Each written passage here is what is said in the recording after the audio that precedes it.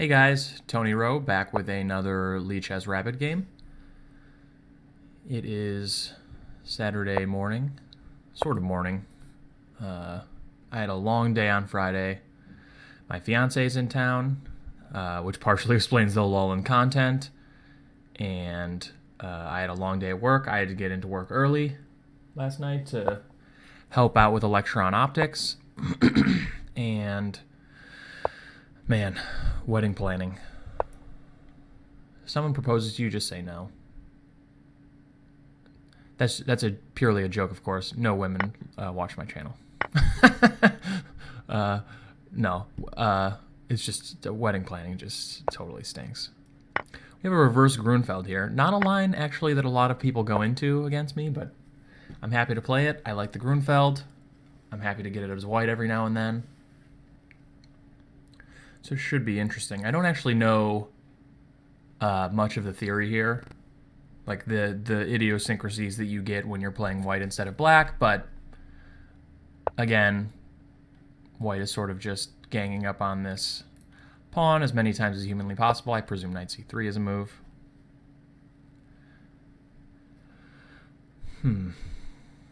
Maybe queen a4 check, or queen a4 at some point will be annoying. Attacking this guy and also pinning it. So c takes d5 is stronger. I do recall that Jan Gustafsson didn't have much problems as black against John Bartholomew in their recent match on Chess 24, but hopefully my opponent is not as well prepared as Jan Gustafsson is. Because I do not play as well as John Bartholomew does, so. Bishop e7, I suppose, is... Well, I'm threatening to take on d5, aren't I? So I have 4 attackers, he has 3 defenders.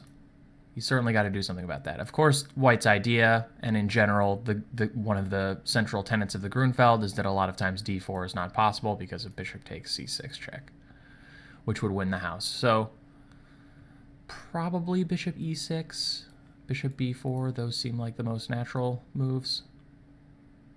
Queen a5 is possible, but that looks kind of weird to me. No, queen a5 doesn't do anything. I can still win a pawn.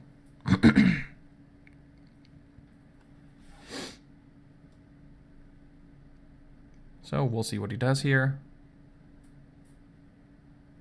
But yeah, I just woke up, and it's 11:40. Okay, so he's doing that. So the question is c takes d5 right away good?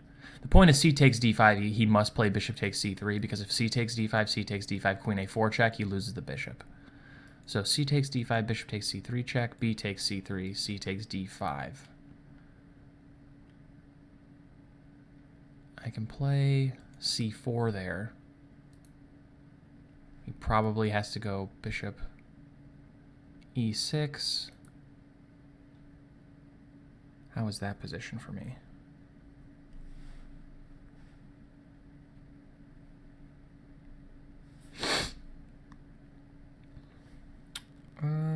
It seems good, but I could also just castle.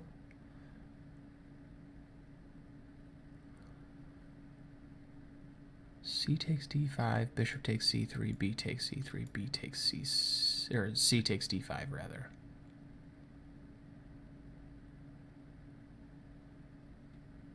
You know what? I have bishop a3 in that position, which looks extremely uncomfortable, doesn't it?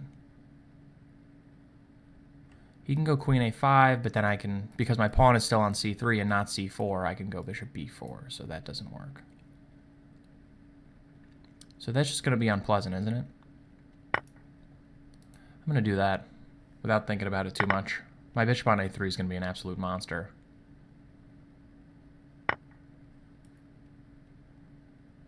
Yeah, this doesn't look very comfortable at all for him.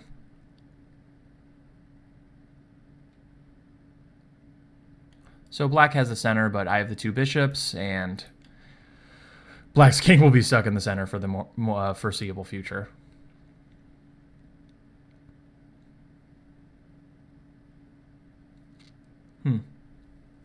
Tricky. The Grünfeld is tricky when you're white, and it's extra tricky when you're when you somehow have to play the white side as the black side.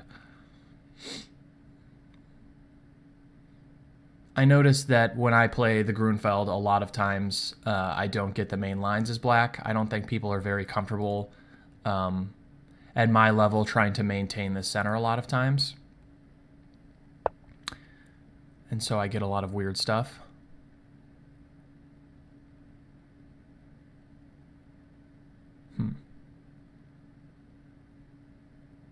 C4, I lose a bishop, so I think I'm just going to castle. And okay.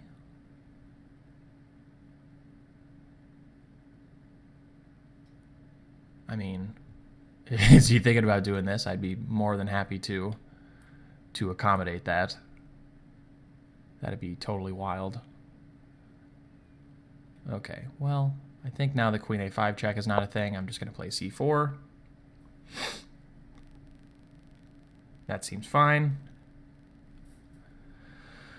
Now that my rook cannot go to b1, I sort of do hope that he castles and that I can put a rook on c1 and start the kingside punishment that way. I mean, yeah, it's just I don't necessarily know what black is going to do with this thing because my bishop on a3 is not budging. And usually one of the most typical ways that people deal with the bishop on a3 is to put a knight in the way, you know, on like the most typical square would be e7, like knight c6 to e7, and then they can castle. But in this position, it's not really possible for black to make a knight go here. Knight g8, not only does it look just incredibly stupid, but it hangs the d-pawn, so. Okay, e4, sure. Sort of feel like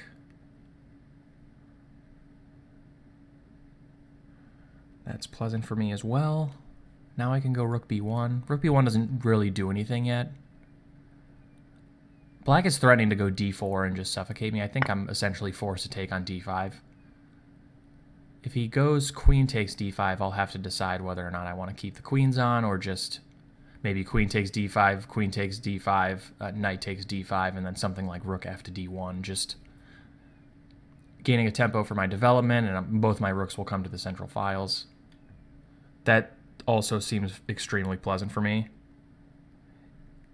If he takes with the knight, I'll probably go queen d4. So one of the downsides to e4 is that not only does he block in his own bishop from this diagonal, but he also frees up the d4 square and this diagonal in addition. So probably if knight d5, queen d4 would be quite annoying. I guess he could go back to f6. So knight takes d5, queen d4, knight f6. No, he can't. Yeah, he can.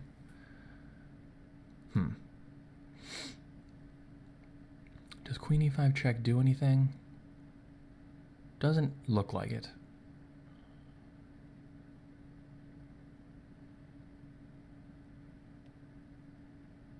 But I can also just play something like knight takes d5, queen d4, knight f6, queen c5, and just play rook d1, rook a to c1, etc. And just, again, like one of the problems with having a bad king in chess a lot of times is that it does not go away that easily. And in this case, that happens to be the case. Like his king just has literally nowhere to go. I mean, the entire queen side is open. He can't really castle long, and with this, he has no good way to get this bishop out.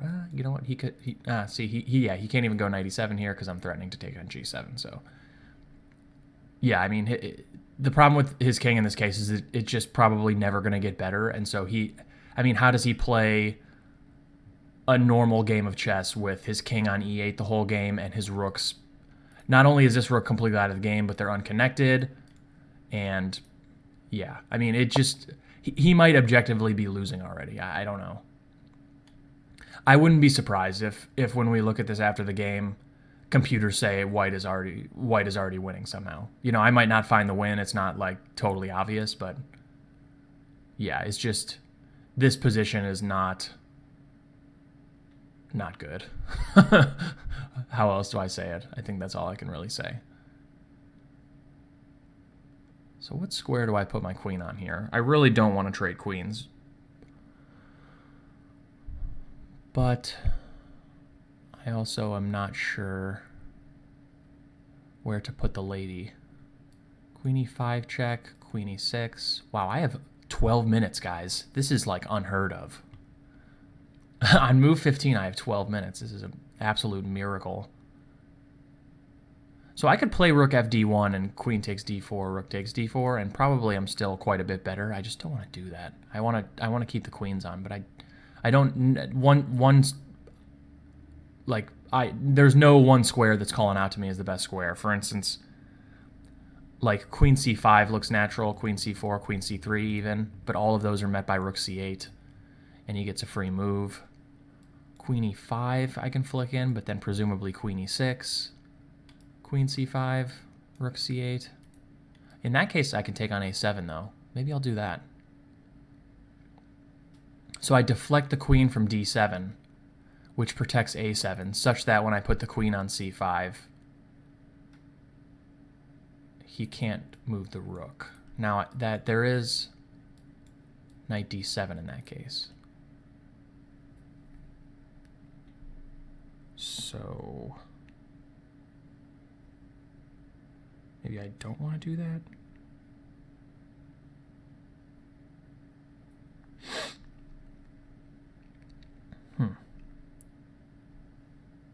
Also just putting the queen on b4 looks weird, right? That would be an odd move.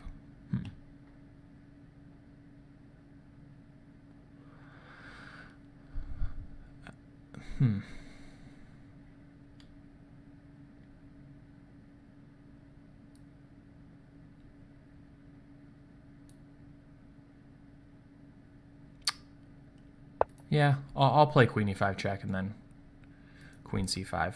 And if he plays knight d5, maybe knight d7 rather, maybe I'll just go to a5. a5 somehow looks like a square that's fine. It looks at this bishop, it looks at the pawn. It protects this bishop just in case, and it's ready to swing back in the action to b5, d5, e5, c3, etc. as is necessary. I suppose if he goes knight d7, I can also contemplate queen b5, which looks pretty reasonable.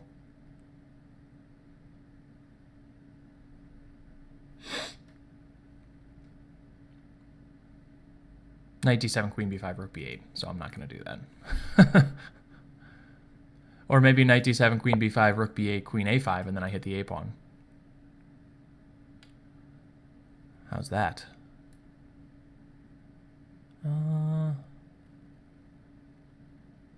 Yeah, this looks like the most natural to me. I need to find a way to get this bishop g2 back into the game. This thing is in my business and is kind of irritating. Maybe I shouldn't have forced the queen to a square that protects the e-pawn, now that I think about it, but I don't know. We can look at it after the game. Again, the main thing that's really going on here is that this bishop on e3 is just completely almost single-handedly crushing black, so we don't have to... I feel like I don't want to say this game is in the bag, but also I don't understand how black is ever going to fix this problem. Not easy to find a solution here.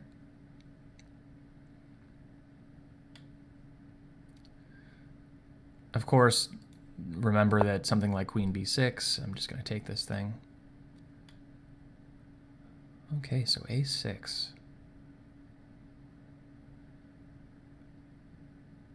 Does queen b7 not just win the a-pawn, or what?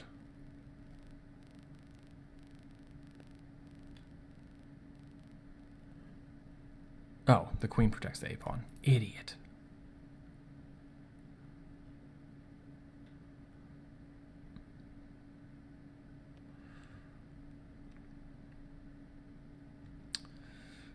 I'll probably just go back to a4.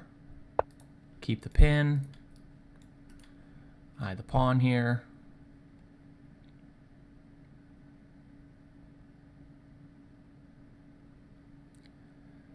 If I could just get my queen to some square where he couldn't harass it for a second, I could bring my rooks to the central files, and I feel like that will probably come close to ending the game.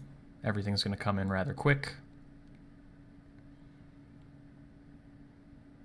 But we'll see.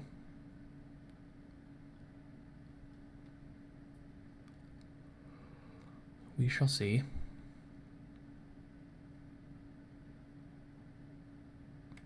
I'm going to a corned beef party later, and really I'm just sort of biding my time until I get to eat corned beef with Thousand Island dressing. That's really all I want with my life.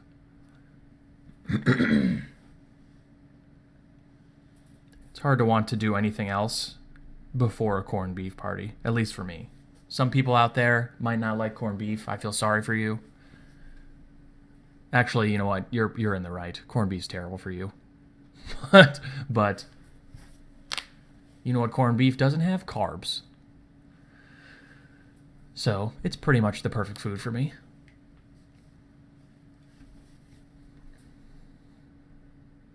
I hope you guys liked the Lichess Explorer video. If you have not checked it out, I would encourage you to do so. Pretty cool feature. A lot of awesome work by Niklas F. and Thibaut. Well worth checking out.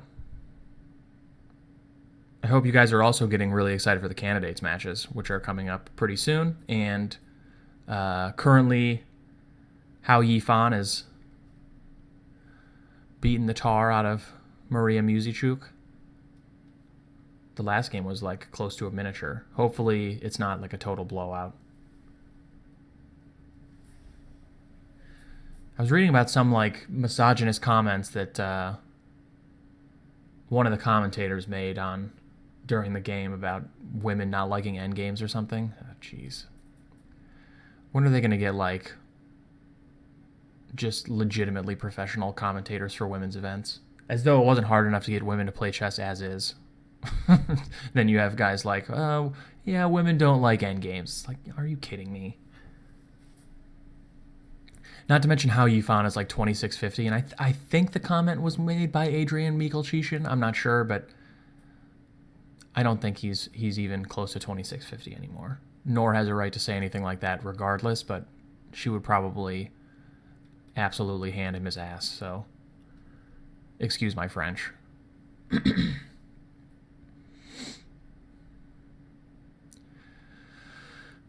So, just waiting on Abdolvhab.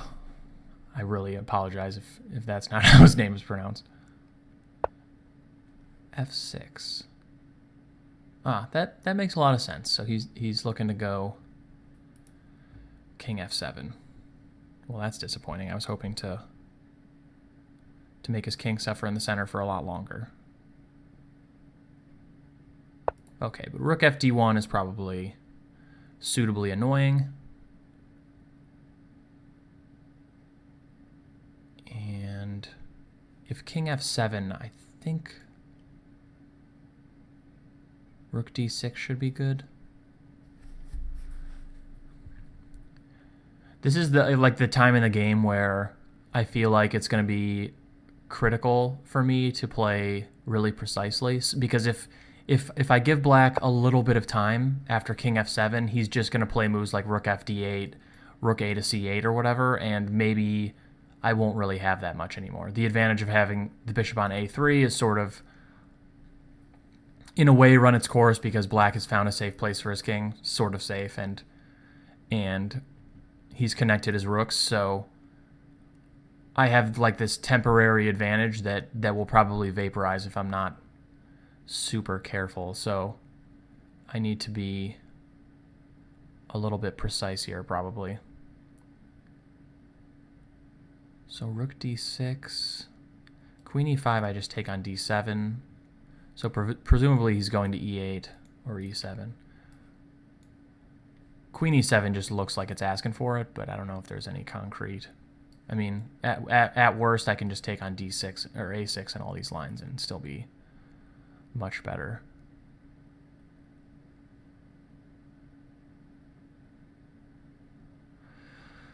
I'm just wondering if there's any reason why I'd prefer Rook A to C1 or Rook A B1 instead of Rook D6. I don't think so.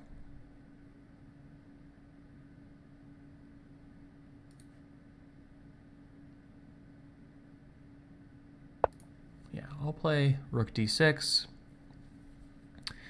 and probably, yeah, these next couple moves will be a little bit important. I can just take on a6. I mean, that's possible. I'm kind of reluctant to do that if there's a stronger move of some kind, like queen c4 or bringing my final rook into the game somehow, rook to one of these squares. I'll have to see where he goes. Presumably e8. I don't... Okay. I thought this move was just bad.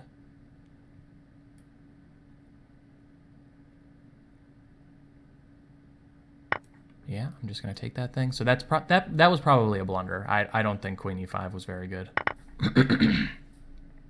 I will happily bag 2 bishops for a rook any day, and again, white's king is still in quite a bit of trouble. For instance, like queen g4 just is picking up the e-pawn too.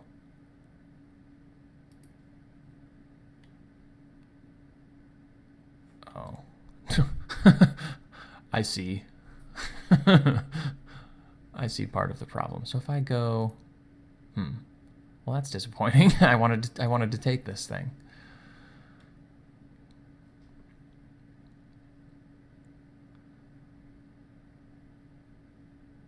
So if I check now, he's going to go king f7, and then if I move my rook, he can go f5.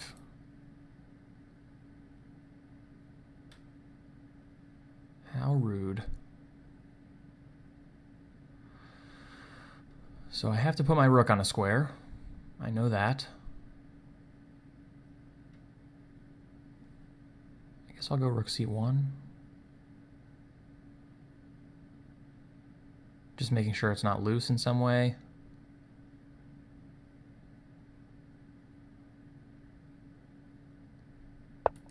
Yeah, I'll go rook c1. God, I almost hung a rook there. That would have been so awful to...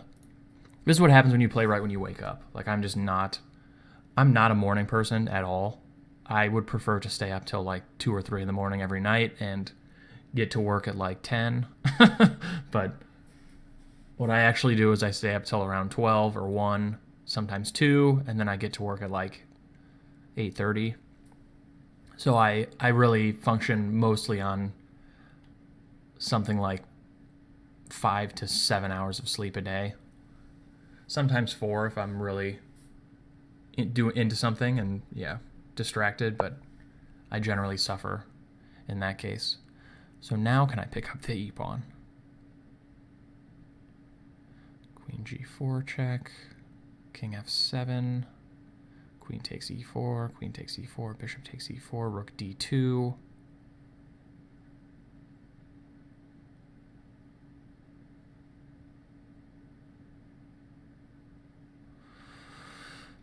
I guess I can meet that with rook c2 and mostly be holding everything together there.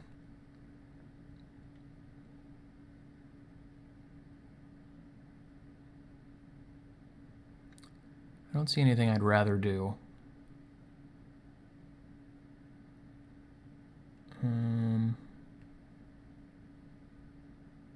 Oh, I can also play queen g4, king f7. Oh, no, I can't.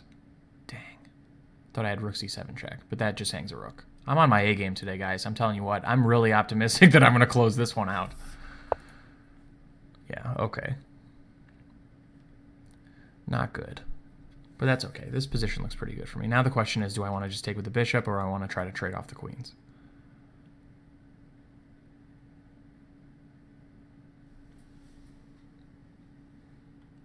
So if king f7, queen takes e4, queen takes e4, bishop e4, rook d2, rook c2.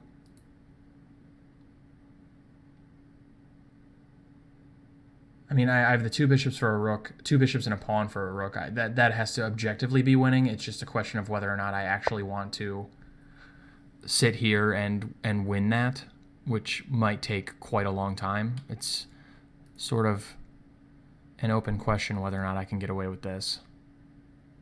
Problem is then you can go rook d... Yeah, I'm just going to do this. I mean,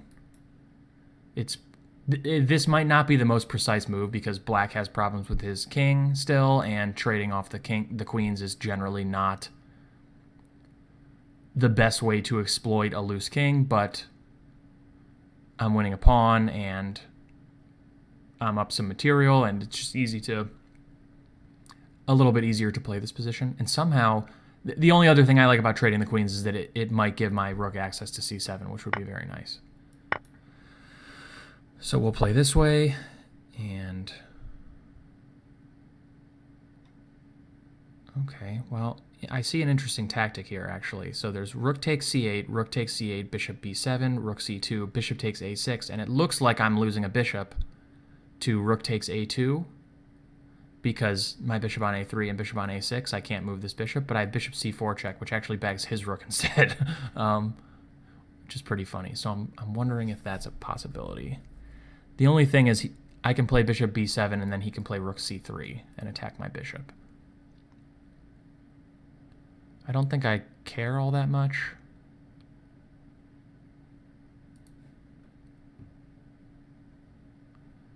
Presumably I can just move the bishop. Bishop b4, for instance, attacking his rook. Or bishop b2, attacking his rook. Yeah, so we'll do that. And perhaps if I can, you know, not blunder a bishop here and enter a losing endgame, this might actually be technically instructive. How the two bishops coordinate and operate quite nice relative to a rook, let's say. You can already see that the two bishops are rather effective at attacking weaknesses, and maybe we can provoke some more on his king side somehow.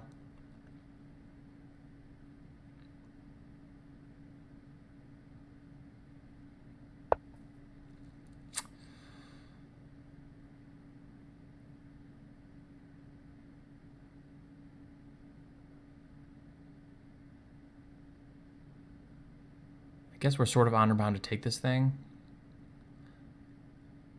But now I'm thinking about maybe he can just move the king and then the a-pawn is hanging anyway. Because I can't play bishop c4 until his rook is gone to protect this pawn. So if we have to go 4 versus 3 on one side, 2 bishops versus a rook, it's going to be absolutely awful to play this out. But I don't actually think I have anything better since this pawn is just hanging. So presumably he's going to play something like king g6 would lose a rook to bishop d3. King e6 does not fix his problem. Yeah, king e8 was the move I was going to suggest. I think I'll probably play bishop b5 check.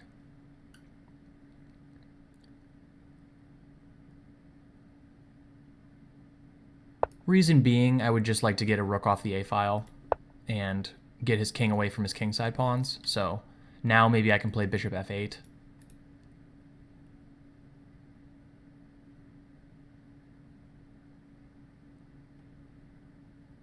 Trying to figure out the most optimal way to attack his pawns here.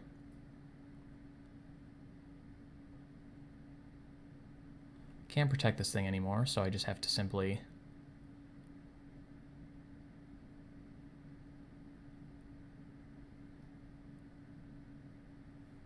I'm going to go bishop f8.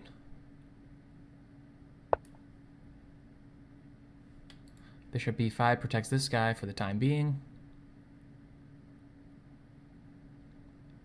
If he goes g5, I think I can win a pawn by bishop g7, because if he goes f5, then... Oh, wow, so he's just going to let that thing go.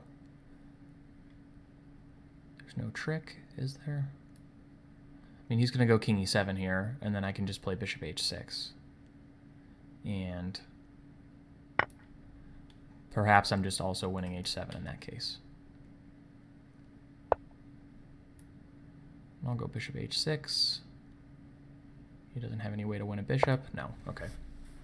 Wow, it feels great to have 2 minutes and a half, two and a half minutes to 34 seconds. This is what my opponents feel like every game. This is excellent. Okay, so I'll play king g2, forced. And probably I'll just play bishop d3 here and show him my plan of king f3 takes h7. Ask him what he's going to do about it. Nothing, in fact. I mean, at least he could have left the rook on a2 so that if I play bishop takes h7 right away, he can play rook takes e2. I think I can just take this now, though. I don't don't see a trick. I mean, even if I lost a bishop at this point, it would be equal or still winning for me, probably.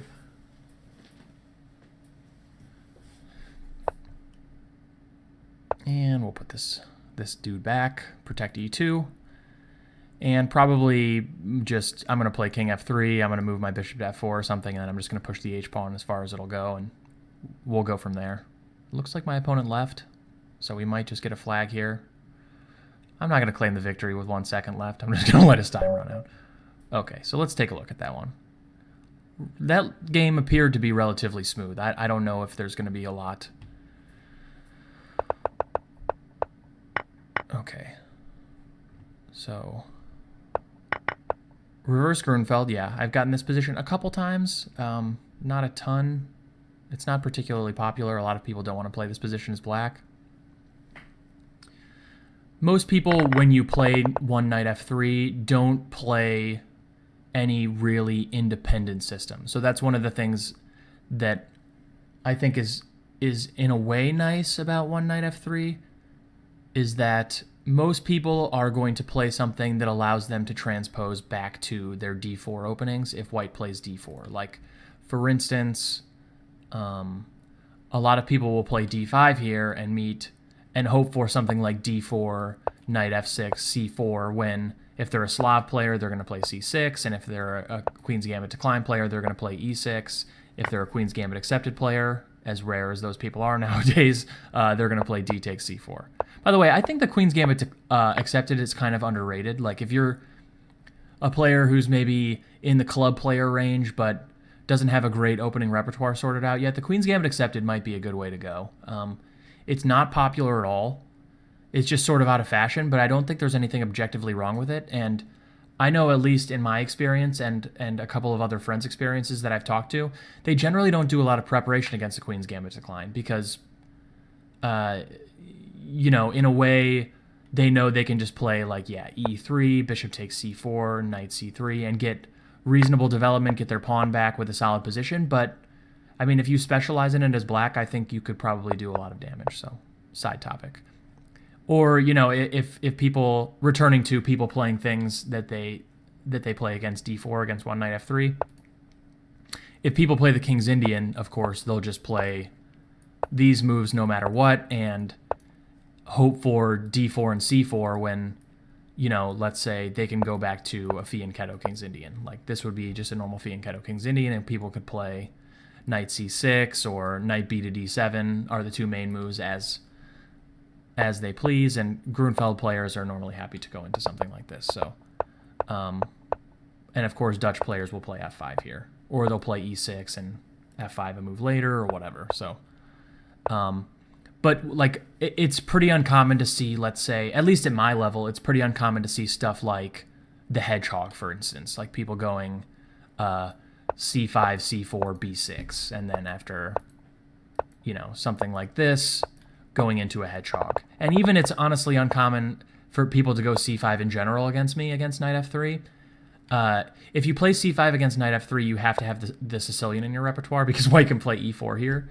And also, just a lot of people don't want to invest the time into learning the symmetrical English. So when they could learn something that would allow them to transpose back, or possibly transpose back instead. So it's most common after one knight f3, I think, for me to go into the King's Indian-ish position or the Slavish position. So, like, the two positions I feel like I see the most are this position, and usually, probably d5 and d6 are played in equal amounts, so the Grünfeld or the KID positions, or I see people going into the Slav lines a lot, so something like this. And there are a lot of moves here: bishop g4, bishop f5, going into like a triangle type setup with e6 is possible, d takes c4 is possible. I don't know if I've had one of these positions in my rapid games yet, but I'm sure if I continue to play knight f3, it'll inevitably come up. A lot of interesting stuff here. I find these Anglo-Slav positions really very interesting, but I'll save a theoretical overview until maybe we get a game with that. So, okay, we got an Reversed Grünfeld. This reminds me of the book Zoom 001. If you guys have never heard of that book, look it up. It's a book by Stefan Zuthin, I think his name is. Very old book. I think it's only in hardcover as well. And it was co-written by Bent Larson, but I get the impression that he only really did a very cursory amount of work on the book. He annotated all the games, but all of the annotations are light. And Zoom 001 is a repertoire book that tries to sort of be based on reaching similar structures from white and for black. So actually, in a lot of ways, my repertoire is Zoom 001 like, but it's like trying to go into like Catalan-ish and Reversed Grünfeld setups, kind of Englishy setups for white, and playing the Grünfeld as black and the Scandinavian or the Alekhine's defense as black to try and reach similar structures to what you get as white. So it's very old, but if you guys are into like historical chess books or are looking for a repertoire that's maybe similar to mine, it might be worth tracking down a copy of Zoom 001 if you can get it for like a reasonable price, just to kind of peruse it. There are a lot of high-level games from maybe like the 50s, 60s, 70s perhaps in there that are worth playing over if you're interested in those openings, just because you get sort of an insight into like how the best players used to play those openings. So pretty cool book. And knight f6, knight c3. Yeah, looks like white scores reasonably well from here. Rook b8 is interesting. That's funny. I didn't know that this was a theoretical move, but it makes a lot of sense. There is an analogous line as white. So if we go all the way back and we go to the Grünfeld, a very popular line in the exchange Grünfeld for white is to play as such. So knight f3, c5, and now 8 rook b1.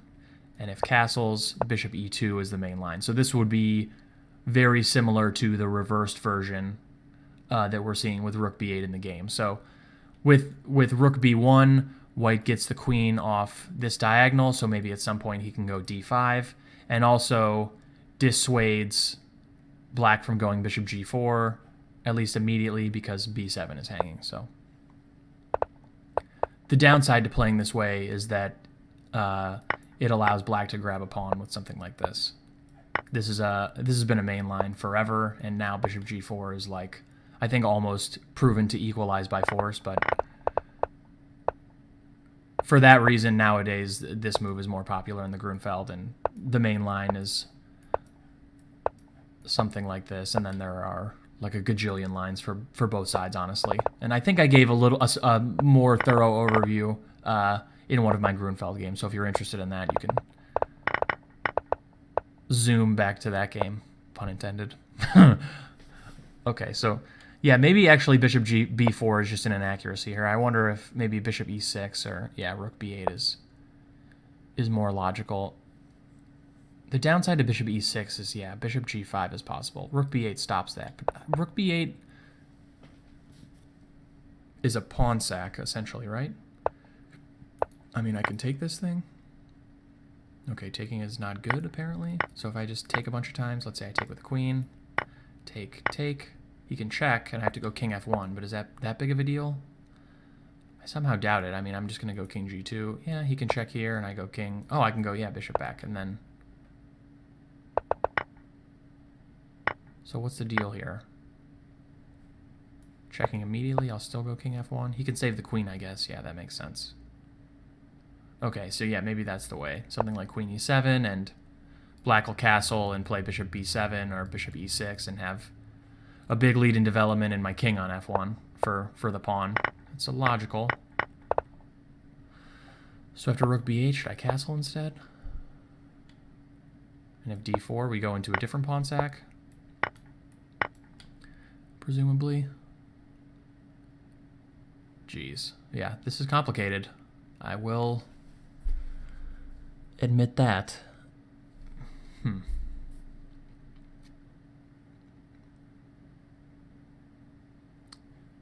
Occasionally, white can give the pawn back in these lines with something like this, and then check, queen d7, takes, maybe like rook d1.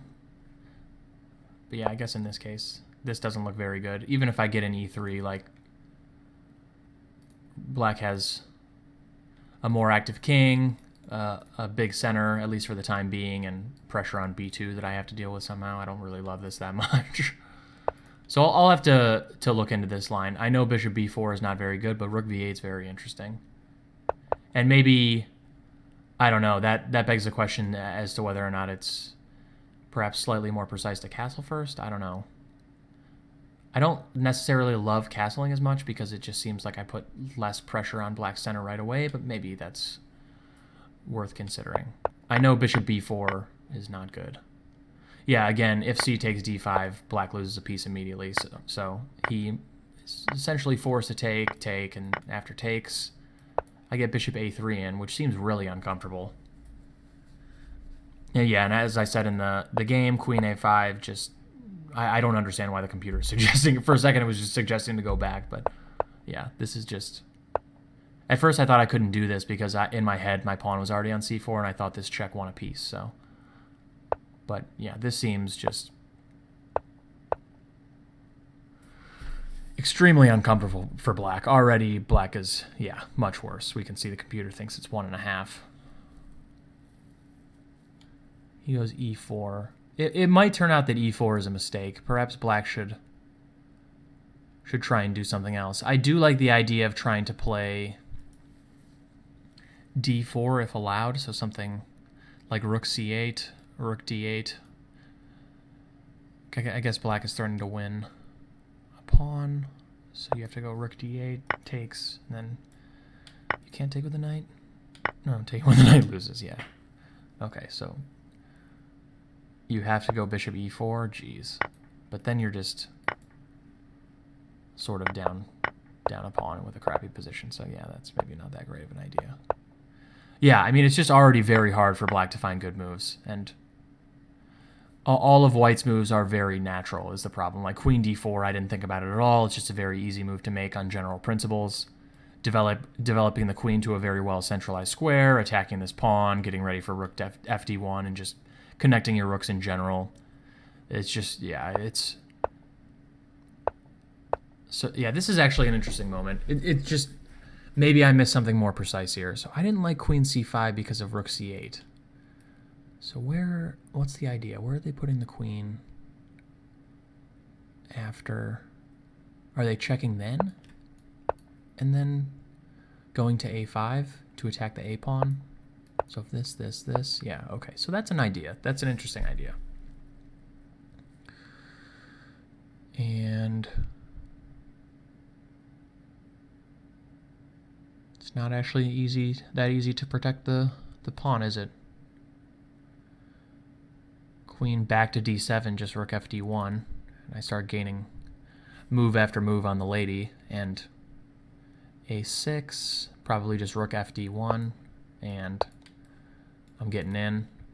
Yeah, now that I think about it, actually, it's probably stupid for me to force knight d7 because that allows f6 and king f7, which is really the only reasonable plan black has to unravel. So if even if let's say I decided to go with queen e5 check, which is, computer seemed to think it's fine, probably I should just go to c7 or a5 immediately and make him waste a move on knight d7, such that if he wants to play f6, he has to do so without the gain of time. I like that a little bit better. And maybe if queen d5 is possible, I'd rather go queen c7.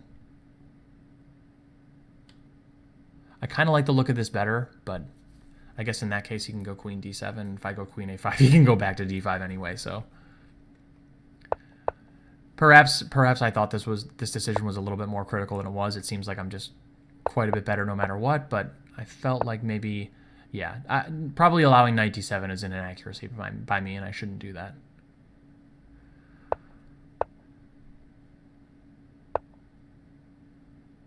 Yeah, an f6. This is black's only reasonable plan, and here it doesn't seem like queen e5 is even okay. So the computer recommends queen e5, whatever, but it doesn't seem like practically that is what black should play. Like, computers will sometimes play moves that are not practically the best moves for over the board play. For instance, queen e5, sure, it's the best move perhaps, but you're just acquiescing to essentially this position and probably acquiescing to also losing the e-pawn. For instance, the computer wants to go rook d8, and I'm checking and taking this thing without really thinking about it, and there's literally no way that black is ever going to even have the slimmest hope of winning this game, or probably drawing this game. I mean, 2 bishops and a pawn for a rook is likely decisive. So playing queen e5 is just like almost resignation. I think you probably have to go queen e8, regardless of what the objective evaluation of the position is, and keep things complicated, and keep the queens on the board, and not give up the 2 pieces for the rook. I just don't think it makes any sense. So like something like this, I thought maybe I could just take here, but I didn't really want to because it trades off a bunch of pieces and reduces my initiative. Yeah, I mean, the question is whether or not I can just build up with something like rook a to b1, planning on going here, or similar plan, etc. So, and queen e8, probably I'm just playing something like rook a to d1 or whatever, or rook a to c1, something that just continues to build my position somehow. Yeah, I guess I do have this check, and I was worried about bishop e6, but I missed just visualizing it in my mind that hangs the e-pawn. So I can sort of stutter step with the queen and bag this e-pawn and threaten queen a8 at the same time. So that probably would have been pretty much crushing. So yeah, I mean, after this, there isn't, honestly, as long as I don't play this in here immediately and hang my rook, there isn't a huge amount to really discuss with this game. I mean, there's not a lot to be done as black in this position already. The 2 bishops and a pawn versus the king, and as we saw in the game, it's actually not that easy for black to keep these pawns from hanging as well. That's the real power of the 2 bishops is that, you know, when you have these things operating harmoniously, they can force, you know, the king to weird squares or cut off the king, and then they can attack these pawn masses sort of as a unit on both squares and force them to advance and create more weaknesses, and it's hard to really hold everything together as black. And in addition, the 2 bishops are very good at holding, you know, these pawn masses together for white and protecting white's king. So yeah, and here I saw the funny tactic, decided to go for it. Just this intent. Excuse me, I'm losing my voice. Intending rook a2, bishop c4 check, which is funny. So black has to move the king, and really e8 is the only square. As I said in the game, king g6, bishop d3, king g8 doesn't do anything, etc. So king e8 is sort of the only move, and again we see the 2 bishops now cut off black's king from the king side, and then start to sort of lay waste to these pawns in a methodical manner. So bishop f8, and I think if g5, just this, and probably, I actually wonder now if maybe bishop h6 is more precise. If bishop g7, black can go king e7.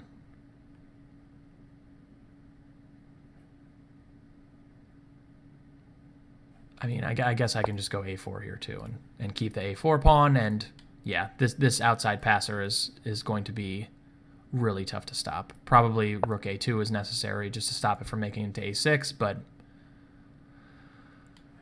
yeah, even bishop b4 planning a5 is probably just stone cold winning. So I guess that was probably why black played rook takes a2. That wasn't immediately clear to me why black would want to play rook a2 and let essentially all of his kingside pawns fall, or at least these 2, but I guess if he plays something like g6 or whatever, a4 is just going to be very easily decisive. So okay, that makes sense, I get it. But yeah, even then we see a funny use of the 2 bishops. One blocks a pawn and the other comes and attacks it and bags it. That's kind of funny. Yeah, and after this, there's just my opponent left. There's really nothing more to say about this position. You can see, yeah. Again, I said this in the game. I'm just going to pull back my bishop to some square, f4, e3, some square that's protected, and push the h pawn probably all the way to h7, and then probably pull my king up to a reasonable square, and eventually I'm probably just going to win this pawn or make a second pass pawn, and the game will end rather quickly. So an interesting one, a relatively smooth affair from white, I think, for the most part.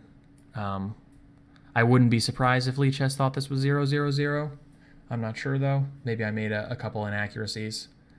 Certainly the critical moments for black, I think, would be bishop b4 is a mistake, and then probably I should not go queen b5 check. That was likely a very clear mistake by me. And then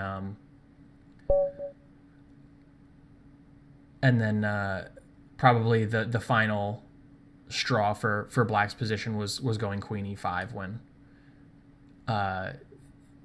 again, that ending is just almost losing by force. So tough game, well fought. I hope you guys liked it. I'm hoping that I can record maybe 1 or 2 more games today, get some extra content out to make up for the past couple days where I haven't had anything, and maybe I can do something instructional tomorrow. We'll see if I have some time. Tomorrow actually might be kind of busy. Maybe I can get something out on Monday.